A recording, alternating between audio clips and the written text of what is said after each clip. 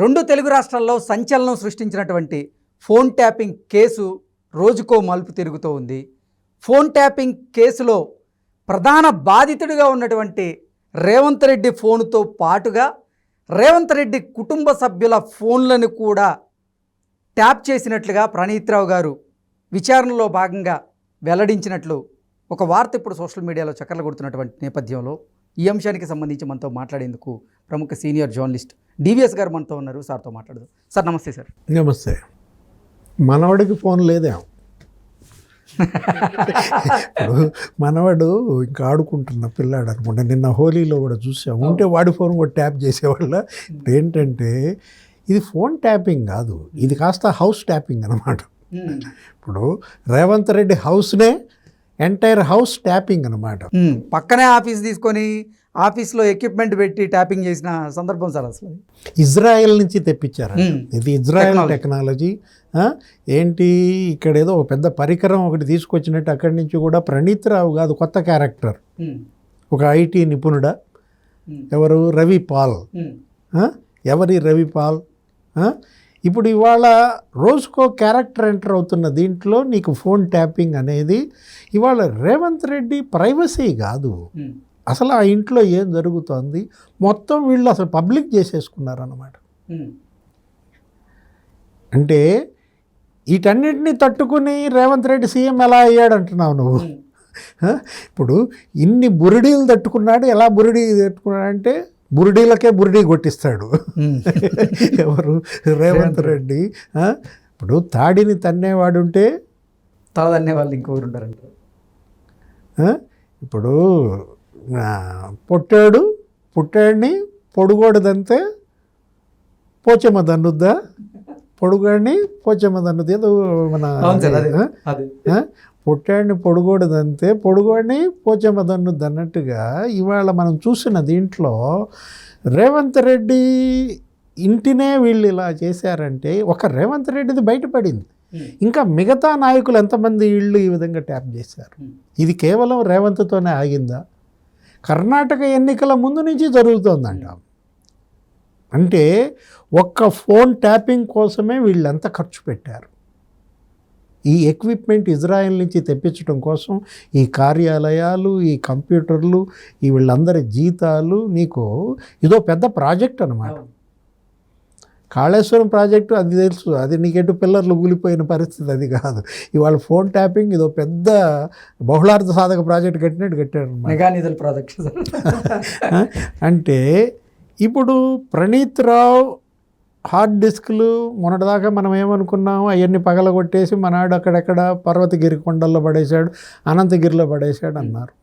అడవుల్లో అక్కడికి వెళ్ళి తీతే దొరకల. అసేకల్లాలు ఎక్కడ దొరికాయి? మన నాగోల్ మూసీ దగ్గర దొరికినాయి అన్నమాట.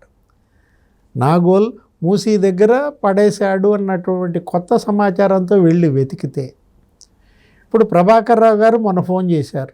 ఇక్కడ మనకు ఉన్నటువంటి హయ్యర్ అఫీషియల్స్ వీళ్ళతో, పోలీస్ ఆఫీసర్లతో, ఎవరో చేసి ఉంటారు, ఏమంటే ఎప్పుడు వస్తున్నారు మీరు అని అడుగుంటాడు. ఇక్కడ నేనేదో క్యాన్సర్ ట్రీట్మెంట్లో ఉన్నాను, జూన్లోనో ఎప్పుడో వస్తాను, జూన్లో వస్తాను చెప్పారు. ఇవాళ మీరు ఈ ప్రభుత్వ చెప్పు చేతల్లో ఎలా పనిచేస్తున్నారో మేము అప్పుడు ఆ ప్రభుత్వ చెప్పు చేతల్లో పనిచేసామే తప్ప మేము చేసిన తప్పేంటని ప్రభాకర్ రావు వాదన. ప్రణీత్ రావు కూడా అదే వాదన. ప్రభుత్వం ఏ గడ్డి గర్వమంటే ఆ గడ్డి గరుస్తారా? ఇప్పుడు చేసేవాడికి ఉండాలి కదా విచక్షణ. నువ్వు ఐపీఎస్ ఎస్పీలుగా చేసినటువంటి వాళ్ళు, ఈ స్థాయిలో పనిచేసిన డీజీలుగా చేసినటువంటి వాళ్ళు పాలకుల చేతుల్లో మీరు డమ్మీలు అవుతారా?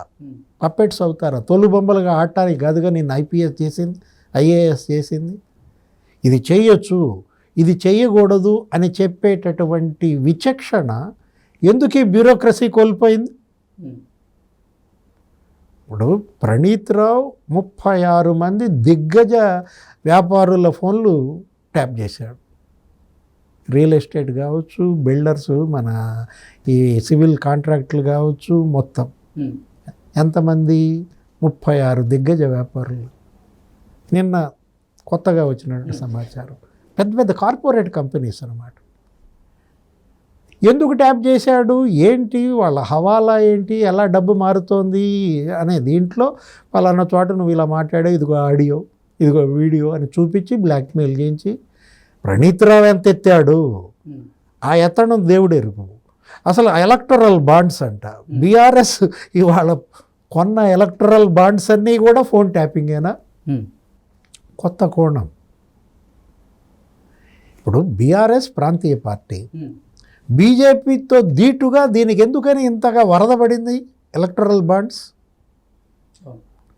ఇప్పుడు మనకి చూసుకున్నట్లయితే బీజేపీ, టీఎంసీ, ఇది తృణమూల్ కాంగ్రెస్ అక్కడెక్కడ వెస్ట్ బెంగాల్, నెక్స్ట్ వైసీపీ ఇక్కడ ఆంధ్రప్రదేశ్లో, ఈ రెండింటికన్నా కూడా బీఆర్ఎస్కి వచ్చేసినాయి కదా నీకు 1500 కోట్లు ఎంతో దగ్గర దగ్గర. అంటే ప్రణీత్ రావు ట్యాపింగ్, చెవులు వినడం, వీళ్ళకి సమాచారం ఇవ్వడం, వీళ్ళు బెదిరించడం, పార్టీలో ఎలక్టరల్ బాండ్స్ కొనిపించడం. ఎలక్టరల్ బాండ్స్ ఇవాళ చర్చనీయాంశం అవుతుంది. ఇది ఒక పెద్ద స్కామ్ అవుతుంది.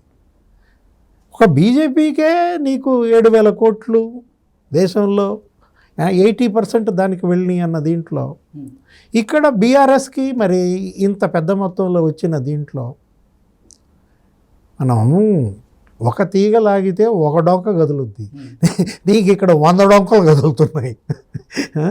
ఎటు తిరుగుతుంది అర్థమవుతుందా? రోజుకు కొత్త క్యారెక్టర్ చెప్తున్నాడు. ప్రణీత్ రావు కావచ్చు, ప్రభాకర్ రావు, ఇప్పుడు రాధాకిషన్ రావు.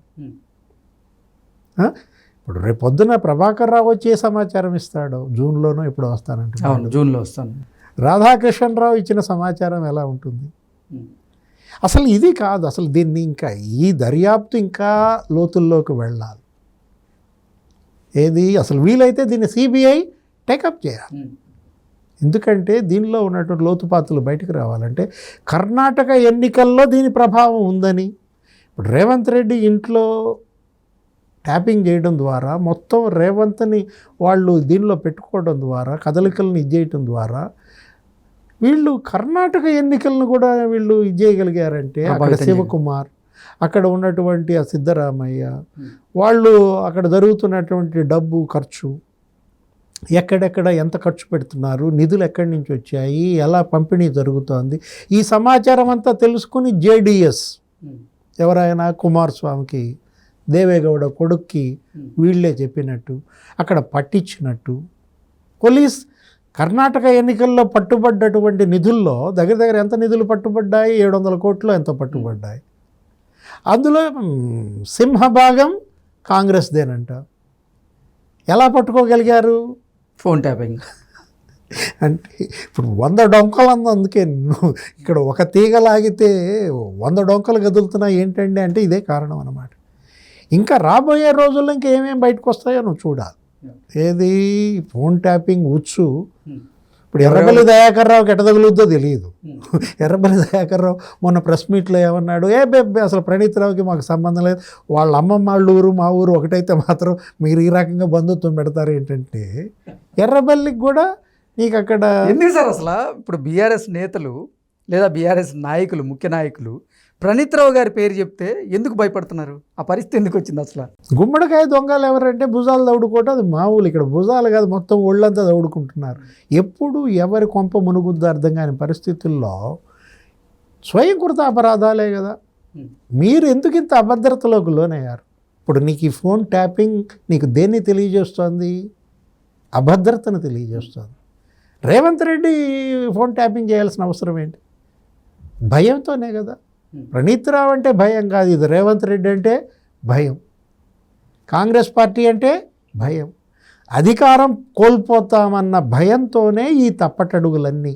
కేసీఆర్ ప్రభుత్వం అంటే మేము ఓడిపోతున్నాం, ఇంకా మేము గెలవలేము అనేటటువంటి ఒక భయంతోనే ఈ పనులన్నీ చేసినట్టుగా మనం చూడాలి తప్ప, అంటే ప్రజలకు తెలియకముందే, ప్రతిపక్షాలకు తెలియకముందే రేపటి ఎన్నికల్లో బీఆర్ఎస్ ఓడిపోతుందని సంవత్సరం క్రితమే బీఆర్ఎస్కి తెలుసు అన్నమాట. ఓకే, కాబట్టే వాళ్ళు ఈ పనులన్నిటికీ, ఈ చెడ్డ పనులన్నిటికీ పాల్పడినట్టుగా మనకు కనపడుతుంది.